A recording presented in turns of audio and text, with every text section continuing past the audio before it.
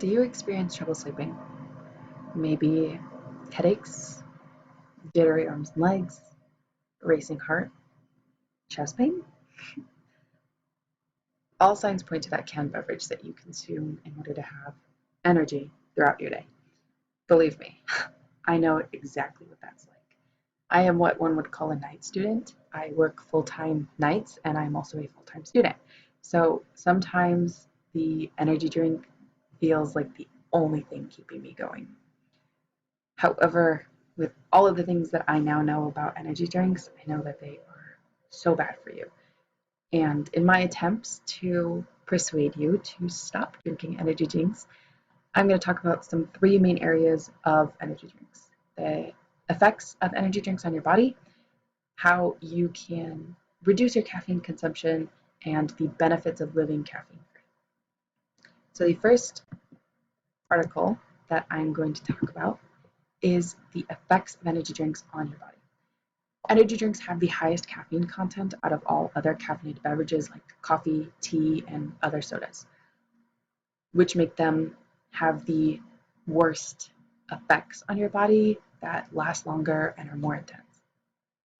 In an article by Andy Coughlin from 2018 titled Ban the Buzz, he talks how among the energy drink consumers, 25% had experienced fast heart rate, 24% experienced difficulty sleeping, 18% experienced headaches, 5% experienced nausea and vomiting, and 3% experienced chest pain. The symptoms of drinking an energy drink are so big. Not only do they affect your body, but they also affect your mind and your mental health and well-being. So they have psychological effects, and these are most apparent in children. So in Beth Bradshaw's article in 2018 titled 5 Things to Know About Why We Need a Ban on Energy Drinks to Children, she talks about how much of a nightmare it is to teach kids because they are filled with these energy and they have less focus and more behavioral issues. Now that I've finished talking about the effects of energy drinks, I'm going to talk about how you can reduce your caffeine consumption and what the benefits are of living caffeine free. So my next point is how to reduce your caffeine consumption. Many people who talk about going and quitting energy drinks do what is called quitting cold turkey, where they just stop consuming energy drinks. That leads them to have crazy withdrawal symptoms that are way more intense, and they have intense cravings that cause them to go right back to drinking energy drinks. In an article by Muhammad and others in 2022 titled Knowledge, Consumption Pattern, and Adverse Effects on Energy Drinks Among the Asian Population, a cross-sectional analysis from Malaysia, they say how 44% of participants reported trying to quit consuming energy drinks, but they were unsuccessful. And of those, more than 10% of the participants that had quit experienced major withdrawal symptoms after attempting to stop consuming energy drinks. So many people found quitting cold turkey does not work.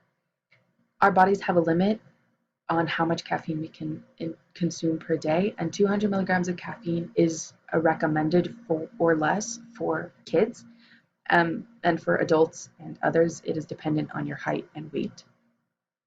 In an article from Cleveland Clinic Medical Professionals in 2020 titled Caffeine, How Long It Lasts, How Much, and Withdrawals, they talk about how one can of an energy drink have your daily limit of caffeine for the day.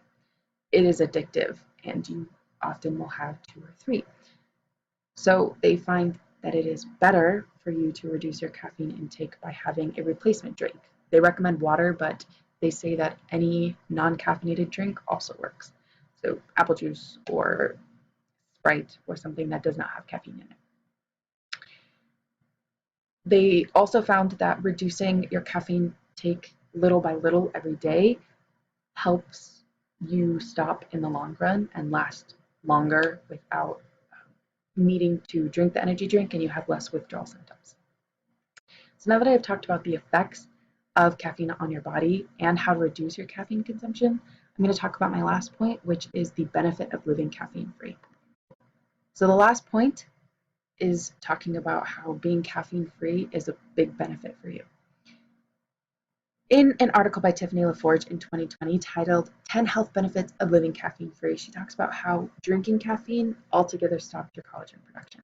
So, your collagen synthesis and collagen production is what keeps your skin elastic. So, when you do not drink caffeine, your skin is youthful, you have less wrinkles, you look younger, you quite literally age better. Another thing about not drinking caffeine is that you focus better, and especially in kids, they do better in school because of this. Another article by All Answers Ltd. In 2020, they talk about titled Arguments for Banning Energy Drinks. They talk about kids that don't drink energy drinks are happier and healthier. They focus better and they have more control over their behavior. So, because they can focus better and focus on what is being taught to them, they're able to understand and have better retention of the information in order for them to do better in school. Going back to Andy Copeland's article from 2018, he talks about people that don't drink caffeine sleep longer and deeper, and they reduce their risk of heart defects later on in the future. So not only does not drinking caffeine help you now, it has added benefits well beyond your future. In conclusion, today I have talked about all the various consequences of caffeine on your body, and in doing so, I have spoken about the three main areas: benefits of caffeine on your body, benefits of living caffeine-free on your body, how to stop consuming caffeine, and the negative effects of caffeine on your body. I hope that the next time that you are in a store and are able to choose your options for a drink, that you choose a better, less caffeinated option. I know I will. Thank you.